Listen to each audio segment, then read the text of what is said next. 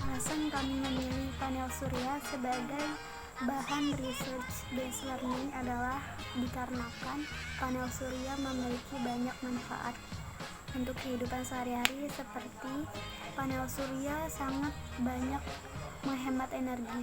Pada saat penggunaan panel surya, kita tidak membutuhkan bahan bakar lagi. Yang kedua yaitu dapat dipasang di mana saja dan dapat dipindahkan sesuai kebutuhan kita. Yang ketiga yaitu panel surya bersifat modular, yang artinya panel surya memiliki kapasitas yang dapat disesuaikan dengan cara merangkai modul secara seri dan paralel. Keempat, panel surya dapat dijalankan secara otomatis dan melalui operasi. Terakhir yaitu panel surya beroperasi tanpa adanya suara dan tidak menimbulkan operasi lingkungan. Selain panel surya memiliki berbagai manfaat, panel surya ini merupakan energi terbarukan yang sudah banyak dipakai oleh orang-orang. Dan juga panel surya dapat mengurangi emisi dan dijadikan sebagai pengganti energi fosil.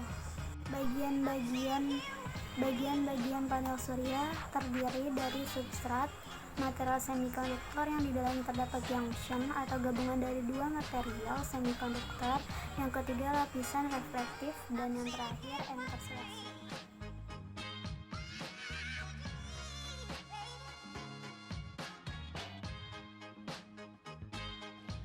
Pada panel surya akan terjadi absorpsi foton, di mana intensitas cahaya akan tereduksi ketika melewati material, karena foton-foton akan dibuang atau dihamburkan dari arah maju oleh beberapa efek kombinasi.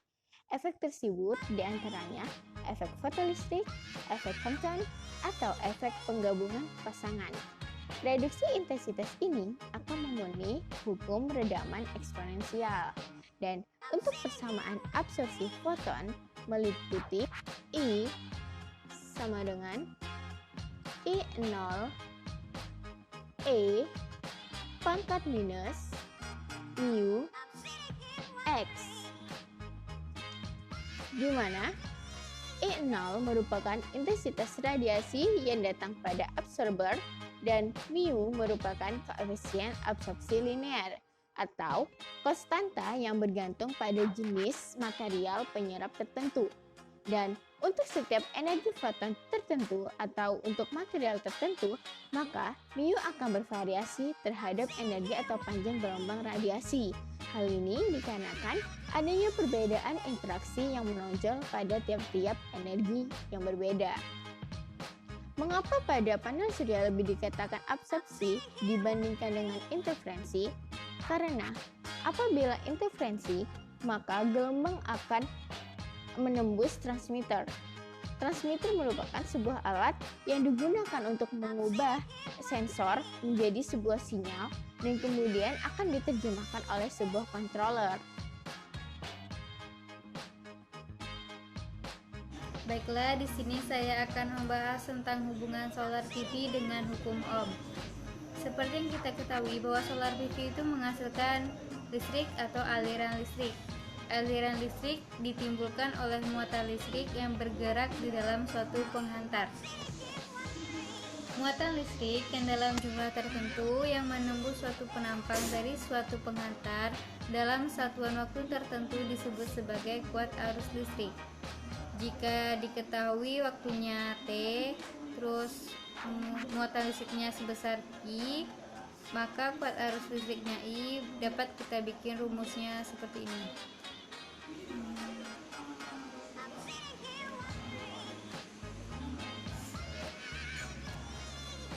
I sama dengan I per T. Dapat dilihat bahwa T di bawah ini adalah T kecil itu adalah waktunya, Q adalah muatan listriknya, dan I adalah kuat arus listriknya. Baiklah, kita akan membahas selanjutnya tentang hambatan atau R. Hambatan merupakan suatu yang menghambat aliran dari elektron.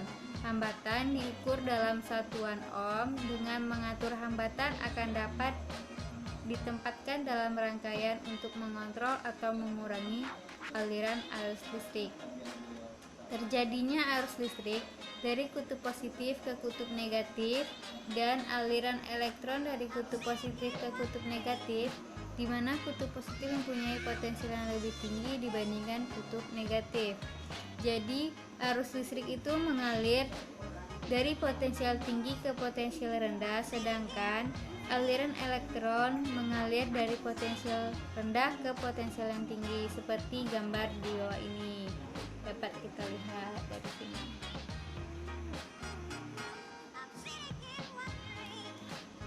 Baiklah, selanjutnya kita akan membahas tentang hubungan antara tegangan listrik atau V dan kuat arus listrik atau I. Terlihat pada hukum bunyi hukum Ohm, besar kuat arus listrik atau I dalam suatu penghantar berbanding langsung dengan beda potensial atau V atau tegangan antara ujung-ujung penghantar asalkan suhu penghantar tetap. Hasil bagi antara beda potensial dengan kuat arus listrik I dinamakan hambatan listrik atau resistansi atau R. Dengan satuannya adalah ohm, maka persamaannya dapat ditulis seperti R sama dengan V per I, atau V sama dengan I kali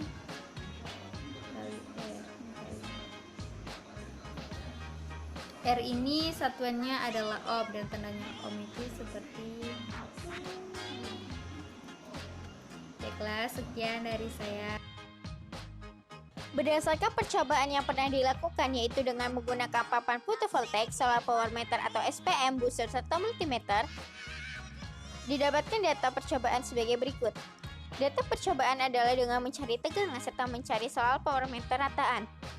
Hal utama yang dilakukan adalah menentukan besaran sudut 20 derajat, 40 derajat, serta 60 derajat, yang dalam pengukurannya dilakukan secara manual menggunakan sebuah busur.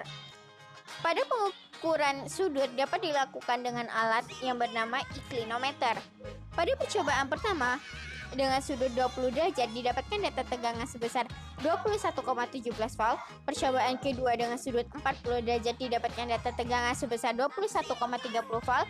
Dan pada percobaan ketiga dengan sudut 60 derajat didapatkan data tegangan sebesar 21,04 volt, di mana penentuan besaran tegangan dilakukan dengan alat multimeter yang langsung dihubungkan dengan fotovoltaik.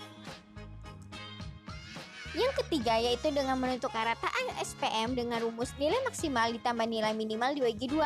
Percobaan pertama pada sudut 20 derajat didapatkan nilai 518,5 serta 502, di mana nilai maksimal ada 518,5 dan nilai minimalnya adalah 502 dibagi 2 sehingga 510,25. Percobaan kedua menggunakan sudut 40 derajat didapatkan nilai 529 serta 506,4 dibagi 2 sehingga mendapatkan 517,75 watt per meter kuadrat. Serta pada percobaan terakhir yaitu pada percobaan ketiga dengan sudut 60 derajat didapatkan nilai sebesar 559,3 serta 544,4 sebagai nilai minimal dibagi 2, maka hasilnya 551,85 watt per meter kuadrat. Saya akan menjelaskan prinsip efek fotolistrik pada panel surya. Ketika seberkas cahaya matahari mengenai panel surya, maka akan ada cahaya yang terserap dan juga akan ada yang terpantulkan. Cahaya yang terserap tersebut memiliki paket energi yang kita sebut dengan energi foton. Besarnya energi foton tersebut dapat kita rumuskan menjadi E sama dengan H dikali F, atau juga E sama dengan H kali C per lambda, di mana E merupakan energi foton, H merupakan konstanta Planck, dan F merupakan frekuensi. Dan juga di sini C merupakan kecepatan cahaya dan lambda merupakan panjang gelombang. Energi foton tersebut akan mengenai silikon yang merupakan komponen daripada pembentukan N-junction maupun P-junction yang merupakan komponen semikonduktor daripada panel surya. Akibat daripada energi foton yang mengenai logam silikon tersebut, maka elektron-elektron yang berada di sekitarnya itu yang tadinya terikat akan terlepas. Peristiwa terlepasnya elektron tersebut dinamakan dengan efek fotolistrik. Elektron tersebut terlepas karena energi foton lebih besar daripada energi ambang. Energi ambang kita rumuskan menjadi W0. Selisih daripada energi foton yang kita rumuskan daripada E tadi adalah energi kinetik elektron. Energi kinetik elektron ini yang akan digunakan elektron untuk bergerak. Pada lapisan N-junction dan P-junction terjadi perbedaan akibat adanya elektron yang bergerak tadi. Sehingga terdapat pada N-junction itu kelebihan elektron. Karena elektron-elektron yang tadi itu bergerak ke sini. Dan pada P-junction itu ada tempat kosong yang disebut dengan hole. Hal tersebut mengakibatkan terjadinya perbedaan tegangan. Perbedaan tegangan tersebut akan menghasilkan arus listrik. Saya akan menjelaskan keunikan dan kelemahan dari solar panel.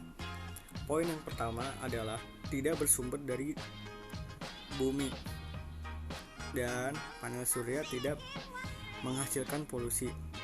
Seperti yang dilihat di gambar, panel surya itu bersumber dari energi matahari, jadi tidak bersumber dari fosil atau benda-benda yang berada di bumi. Kemudian, panel surya itu komponennya mudah dipasang atau tidak banyak komponen dalam pemasangannya sehingga mudah untuk dipasang. Kemudian, efisiensinya itu sangat baik.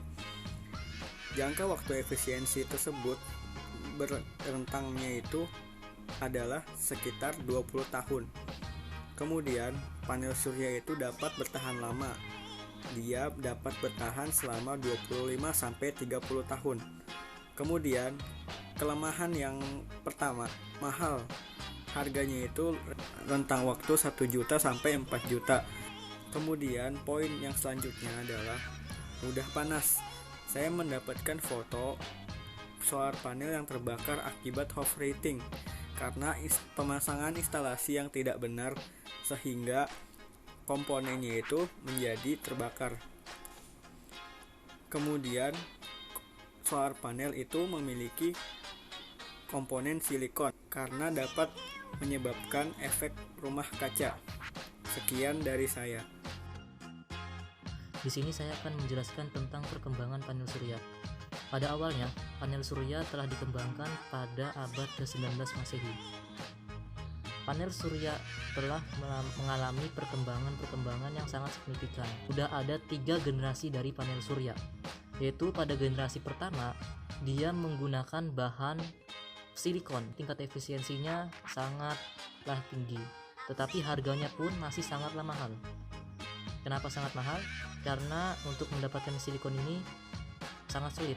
Nah, pada panel surya generasi pertama ini merupakan panel surya yang sering digunakan dan sering kita lihat dalam kehidupan sehari-hari. Pada generasi kedua ini merupakan panel surya yang memiliki tingkat efisiensi lebih rendah daripada yang pertama. Nah, panel surya yang ketiga ini merupakan panel surya yang memiliki tingkat efisiensi yang sangat tinggi dari segi energi dan biaya produksinya sangat rendah juga. Panel surya generasi ketiga ini biasa juga dikenal dengan panel surya organik. Why? Kenapa organik? Karena panel surya ini berbahan polimer dan pewarnanya ini kita lihat kan panel surya yang ketiga ini berwarna. Nah, pewarnanya ini tersentisasi atau dengan metode dye-sensitized solar cell. Pada generasi ketiga ini sangat prospektif dan menjanjikan untuk kedepannya. Meskipun sangat prospektif dan menjanjikan, tetapi untuk saat ini panel surya generasi ketiga belum dapat diproduksi secara massal karena masih tahap penelitian dan tahap pengembangan, belum sepenuhnya sempurna. Sekian dari kelompok kami, jangan lupa untuk di-like videonya. Terima kasih telah menonton. Assalamualaikum warahmatullahi wabarakatuh.